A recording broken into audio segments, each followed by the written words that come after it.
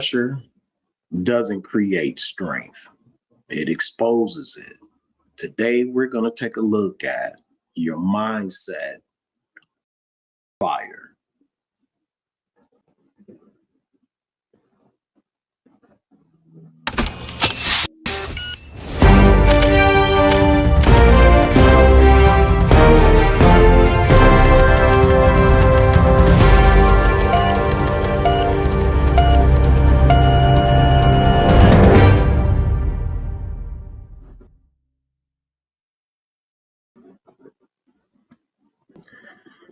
Woo!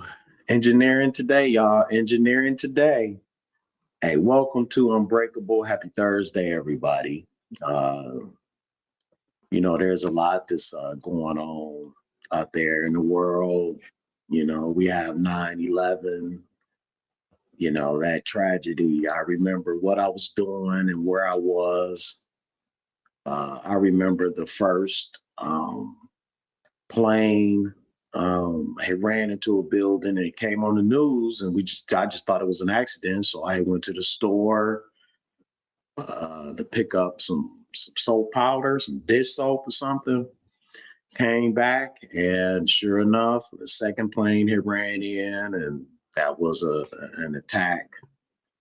But also, again, yesterday there was this guy, Charlie Kirk shooting, and I just want to take a look at that briefly, through the lenses of mindset and kind of what those lessons come to surface about being unbreakable, about staying steady in chaos, really about protecting your own energy, and about coming out of crisis stronger instead of being crushed. I like that guy. And I like that guy. I didn't care. I don't care who people vote for. If you vote for somebody that's different than me, okay. Do you still like pizza? What do we still have in common? Just because you have a different political view than me, I don't judge people that way. And I kind of sad at some of the hatred that's going on about this guy. I liked him because he was able to speak the truth from a biblical standpoint, and he stood on that, and he didn't waver, and he really didn't care about other people's opinion moving his belief. So if you believe that you are supposed to love strong, then you don't let outside things move you from loving strong to hate. If you have certain beliefs as a parent and you love your children, you don't abandon your children because they may have done something that was wrong. And I think with all the love I have in my heart for people, wanting to see them succeed, hopefully this isn't a major setback. It is for his family, his wife and his kids, all because people were not able to control their emotions, and they got so upset at things that he was saying that they wanted to eliminate them. And we often go through life being upset about what other people are doing or how they're acting or things that they're getting or things that they're saying. And I think that really brings, sheds light on really our mindset about how we deal with pressure and crisis. And so the first coaching point I want to talk about is crisis reveals. It doesn't create. And so when you have pressure moments, it doesn't give you new strength. They really show you the strength or your weakness that you've already built up.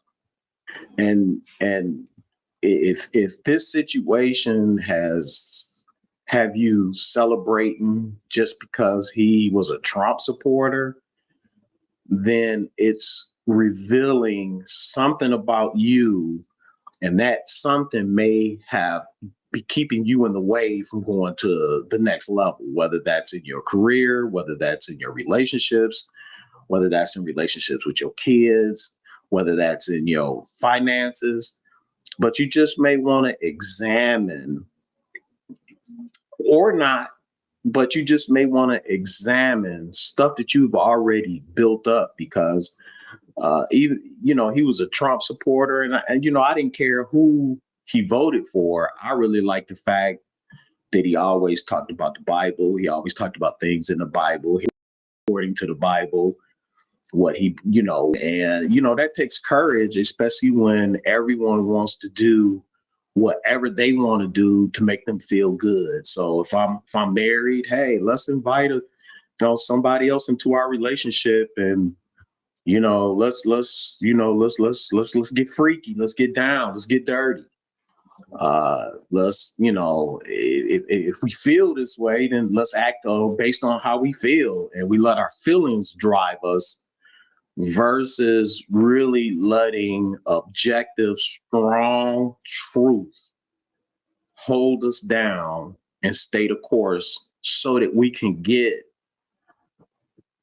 so that we don't fall under attack by the enemy, like whoever wanted to be a part of taking this dude's life. And so and you may want to take a look at your habits, and what sort of things are you doing to prepare, again, your preparation when pressure comes. Do you have an escape plan? Do you have fire extinguishers in your home? If the banks shut down and the internet shut down tomorrow, are you prepared? Do you have an emergency kit? Do you have all your passports in a safe that you can grab and go? If your house caught on fire, do you have a grab and go bag? Those are things we need to be focusing on, versus hating on what somebody else is talking about. And, practicing practicing panicking about stuff when you need to be focused on being calm is really what you should be working towards. The mindset really isn't built. Your mindset it's not built in a storm, but it's revealed there. And so you don't always have to wait for a crisis to be working on getting better about certain things that you go about in life. You prepare on a daily basis, prepare that, versus being in somebody else's business and hating on them just because of who they voted for or who they didn't vote for.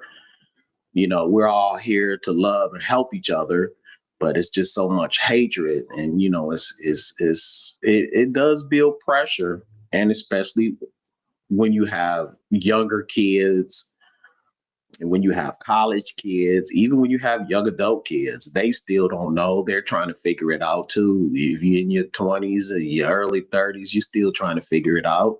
In fact, a lot of people don't really get a clue until they get into their mid 40s, 50s, and sometimes even 60s. They start to realize all the choices that they made didn't set them up for success, because they believed all of the other broad crack that's out there.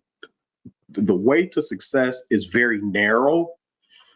It's not all of these different ways you try to get there to be happy or to be successful. You may enjoy some temporary pleasures or some temporary dopamine hits on your way there, but you're not going to be happy after that's gone. And there are a lot of people in their 60s and 70s will tell you that they messed up. But so I just wanted to share that as as one of my coaching points. Number one, I think the coaching point number two would be clarity, really beats a chaos. When when everything feels loud and it's overwhelming, the mindset, the strongest mindset,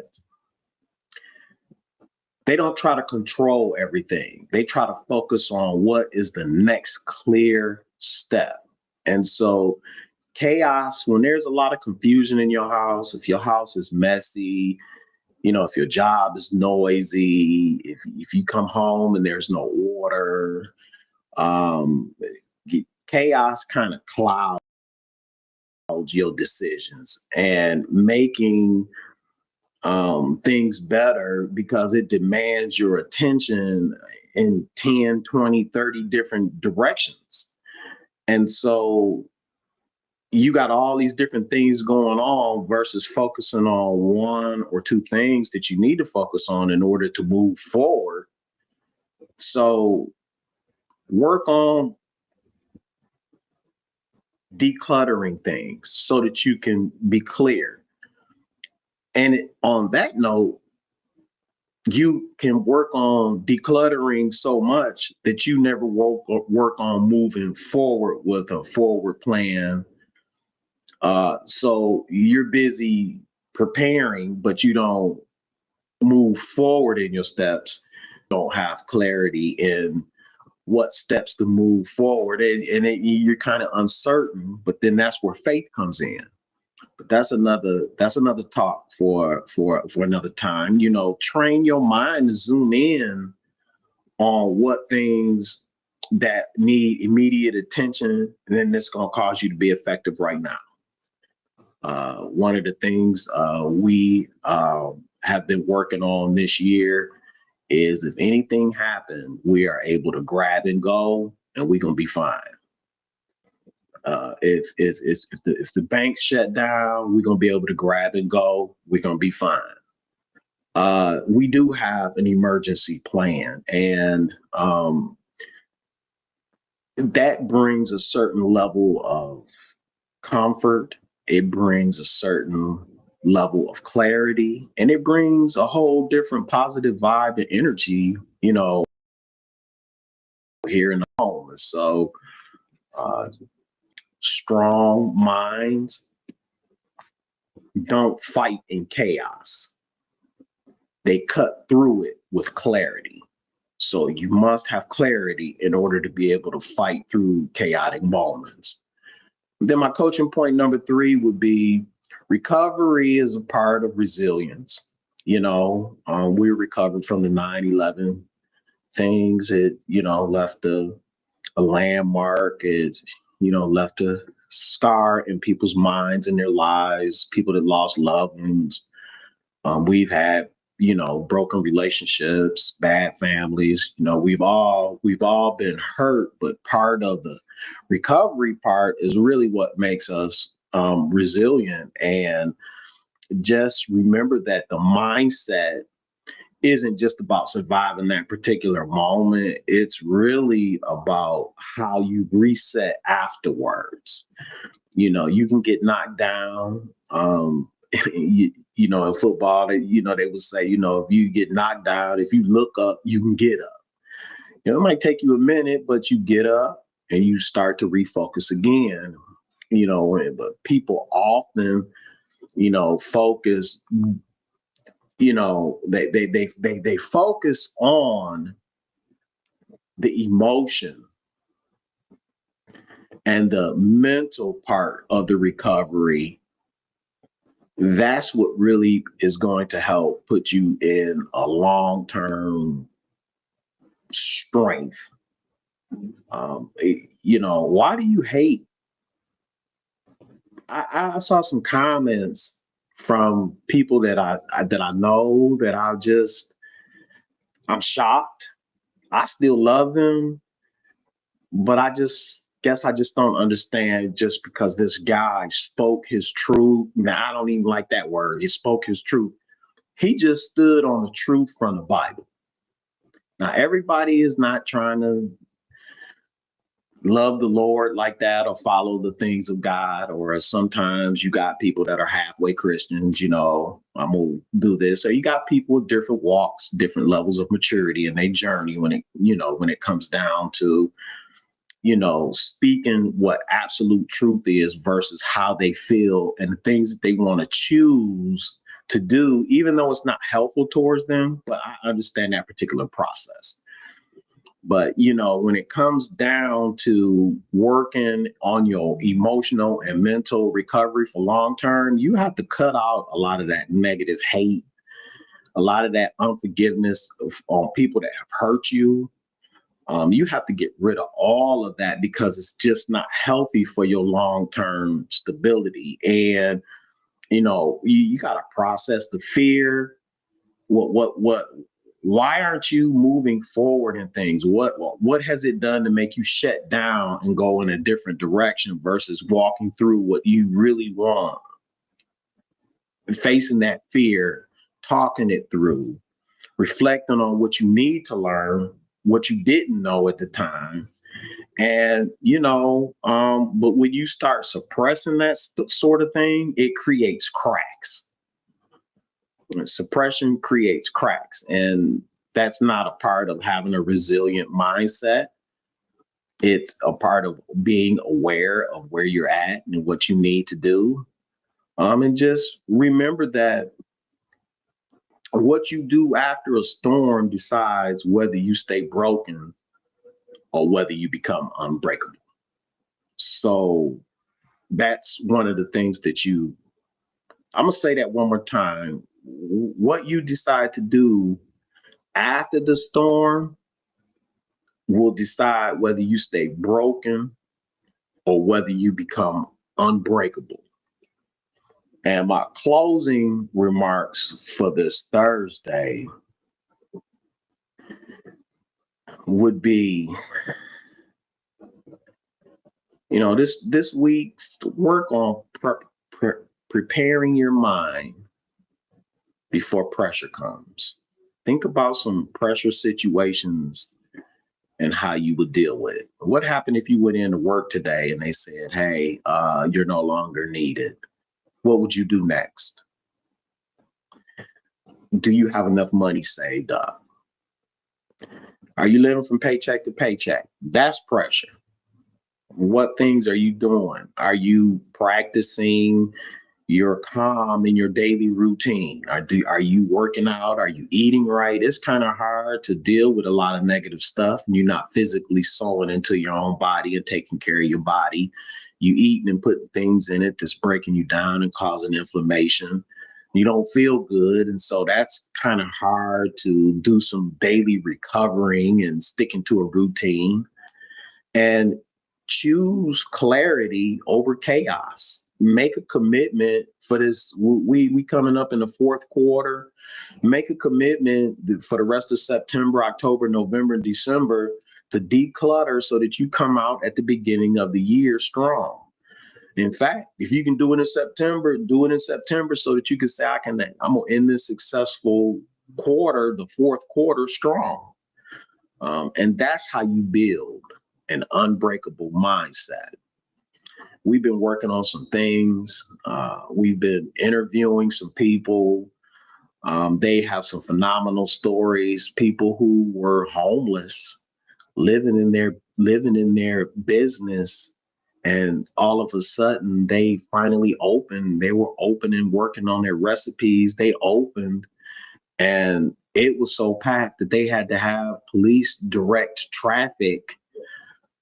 I mean, and at the time they were wondering what they were going to do and how they were going to get by, but they made it through.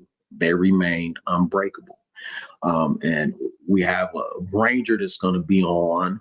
We have a ballet dancer that's going to be on. And all of those success principles come from all of these different people doing different things. But all of the principles are the same. And that's what I want to do here for you guys. That's what I want to share, tips, tools, and techniques. Next week, we're going to start rolling out our trainings. We just want to help people be successful and get to the next level. And with that being said, everybody, happy Thursday. Stay safe, stay prayerful,